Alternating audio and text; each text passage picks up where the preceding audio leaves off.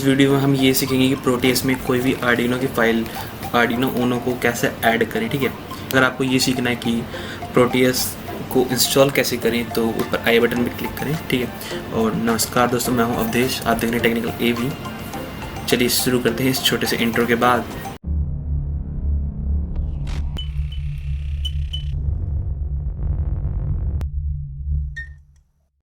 तो हमें क्या करना है कि मैंने जो लिंक प्रोवाइड करवाया है डिस्क्रिप्शन में, वो ड्राइव का लिंक है।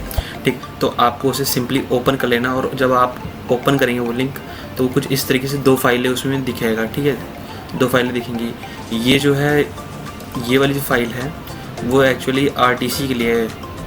ठीक, रियल टाइम क्लॉक के लिए ये फाइल है। ठीक, और ये वाली जो है दूसरी, It's not a game, it's a rich thing.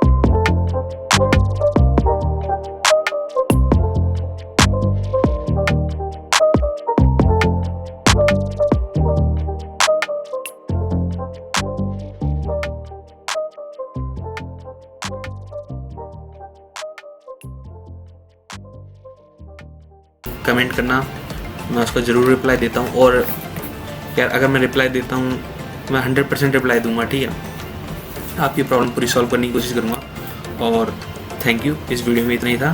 ठीक।